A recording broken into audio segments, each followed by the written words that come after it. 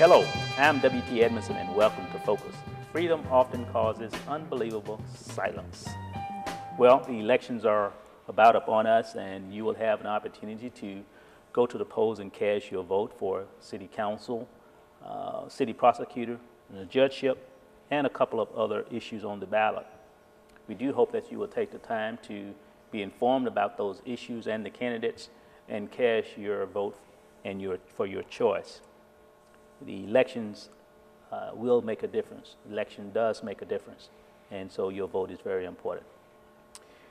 We have with us Dr. Brian Pope, and he is a candidate for the 3rd Ward, and we would like to welcome you to Focus, Dr. Pope. Thank you very much for having us. Okay. First of all, since you're on the council already, some people know you, but for those that don't, tell us who is Brian Pope. Well, Brian Pope, we've joked in the past that for many years I was Sharon Pope's husband, and then when my son started playing basketball, I became Joe Pope's dad. But we came to Jefferson City in 1976. We've been here ever since. I've practiced dentistry here all that time, and been involved in lots of community activities, and have made every effort to be good citizens. We've raised our children here, and they've all graduated on now and have finished their schooling, and they're married and have their own families. And so we're in the kind of the later years of our community involvement here in Jefferson City. Okay. Tell me, what was it that made you decide to first become involved in city politics?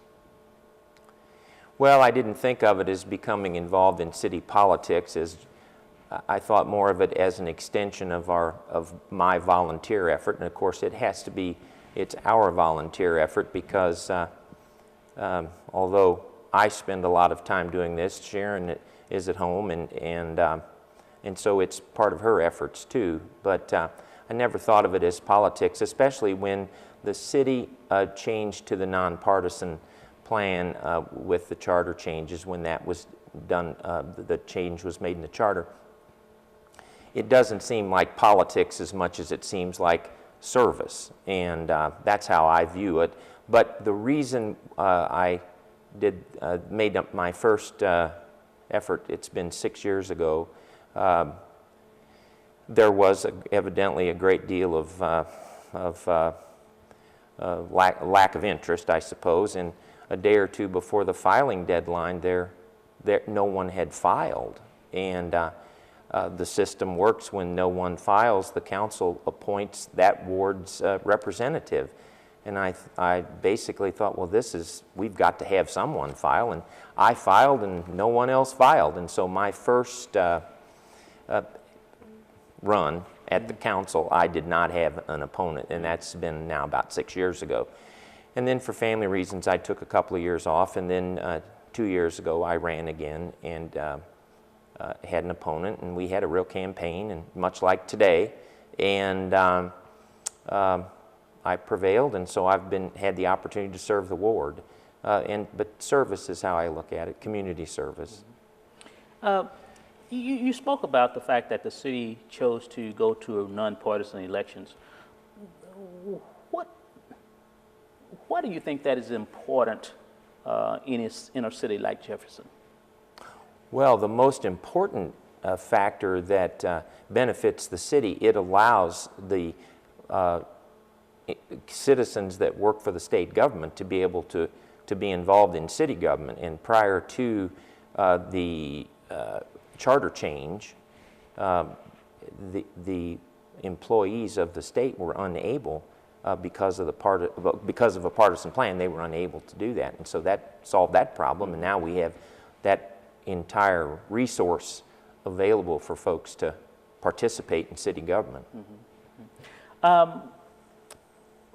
What do you say would be the top 3 issues that the City Council has grappled with over the past 3 years, or issues that you feel need to be placed on the table? Well, the last 2 years, of course, we've wrestled with this financial crisis that, has been slower to come to Jefferson City, but ultimately it does have an effect. And so that's been an overlay that we couldn't have anticipated that has affected our revenue. But we have been very fortunate that our revenue has stayed relatively stable. But the areas that I'm interested in, which of course I think because of my own bias I would think are quite important, are our budgetary process and our finance committee's efforts, and then our infrastructure problems. And we have a great deal of pent-up need in infrastructure that we will always struggle with rebuilding because we're an old town and we have lots of old infrastructure that needs to be constantly maintained and replaced. And then that leaves then the sort of dreaming aspect of being in government. There are those things that you must maintain and you must do, and much like the federal government that they're wrestling with today, there's just 10% that's discretionary fund, and you want to, and all the things that you want to do has to come out of that little bit. And our dilemma is what we have left to dream with, we have to spend very, very carefully, and the issues that we want to build on, we've had a lot of interest in gaining access to the river. We've had interest in somehow or another getting all the steps and the stars to align to build a conference center. We have these infrastructure issues of getting the cooperative efforts with the state and the county to get the access to the new St. Mary's location. And so there have been those issues that, there just isn't enough money. And I like the committees I've served on. I've been able to be on public service, public safety, and also finance. And I'm proud of what we've done, keeping things on an even keel and trying to, the little bit of discretionary money that's left, that we're able to get it into the areas. A lot's been done with Old Town in this last 12 months, and so those are some of the issues that. Okay. The Chamber, doing their strategic planning process, I think what they call transformation, has identified various issues that various citizens are working on. But one of the areas that have popped up is the 40 and under group. Being able to attract them to Jefferson City and maintain those that are within the parameters of Jefferson City. What is your opinion on that initiative and the importance thereof? Well, I think it's extremely important that we continue to build our community in such a way that our young people that have been educated here, they're part of our personal infrastructure, that have been educated here, then either stay here for college or go off to college, that they come back. And when we've had these discussions about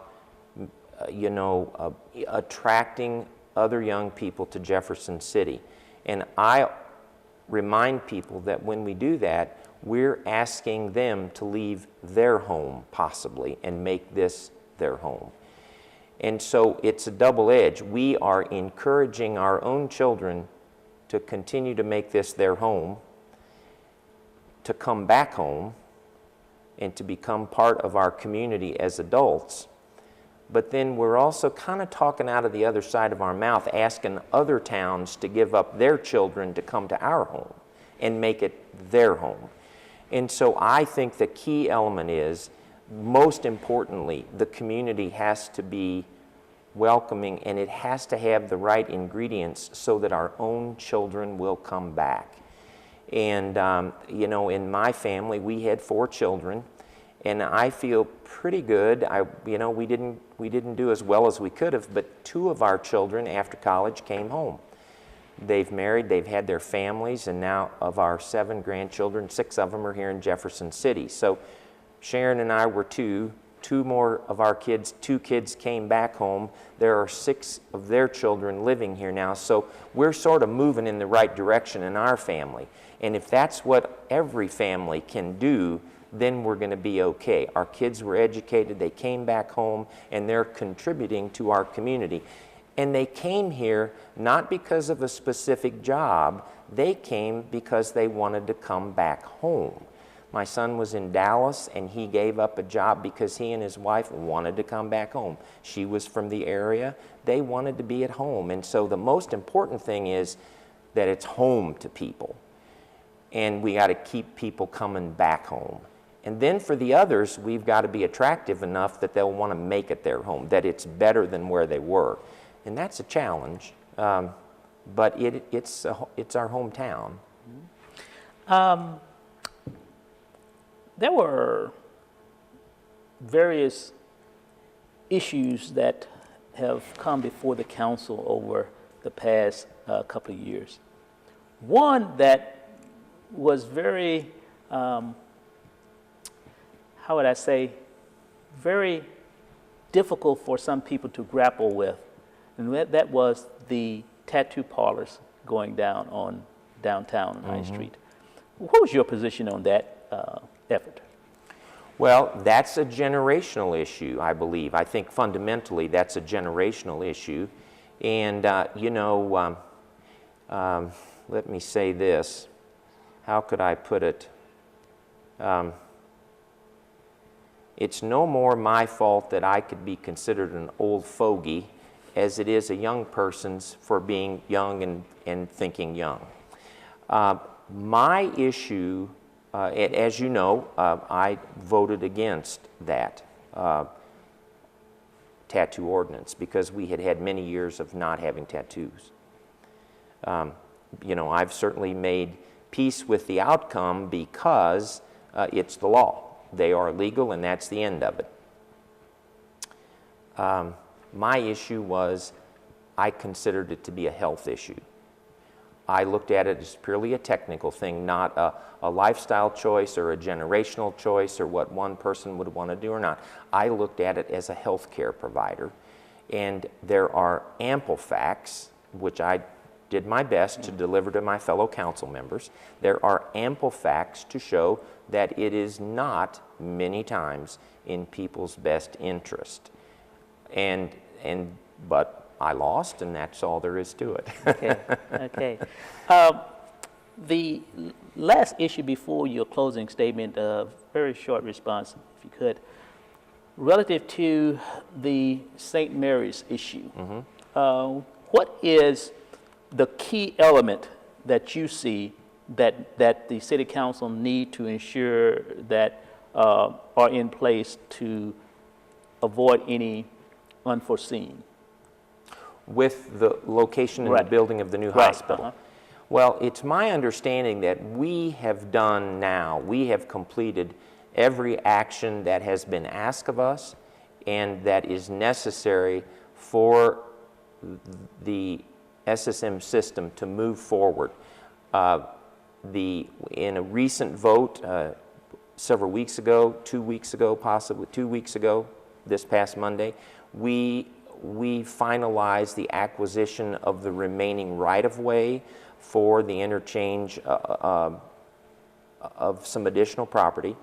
That has been completed. The county and the city we have done our parts. I think at this point we are all keeping our fingers crossed, and I believe this is going to happen. The MoDOT is going to begin this project this summer with the overpass. Now, of course, the city has a backstop if the SSM system decides not to go forward with it. There is a backstop for the money that we have contributed, but my belief is it's going to happen. Okay. And then, of course, our work that's cut out for us is how we're going to adaptively reuse the old facility, because that's going to leave a great big gaping hole right in the center of the core of our city. So that's one of those committees that the chamber has going. They're working on that, and hopefully we'll come up with some great ideas. Okay. Dr. Pope, if you could take a few moments to share with the citizens of Jefferson why you should be their choice for the City Council. Well, I have served 4 years now on the council, and it has been exciting, it's been interesting, it's been challenging, and I am willing and I would be happy to serve another 2 years. I believe I have represented the interest of the ward and its citizens. I've done my best to represent the wishes of my friends, neighbors, the constituents in the 3rd Ward. And I'm proud of how I have served on the Public Safety Committee, on the Finance Committee. My votes, I believe, have always reflected the views of my constituents, and I offer another 2 years of service and hope that I am able to be returned to the council for an additional 2 years. Okay. Well, thank you. Thanks you. We hope that, again, that you will take every opportunity that you can to become informed about the candidates that are running for the City Council. They will represent you whether you vote or not, so it is in your best interest to please cast your vote. Again, Tuesday, April the 5th is Election Day. So take the time out of your busy schedule and cast your vote. We'll see you next time. God bless.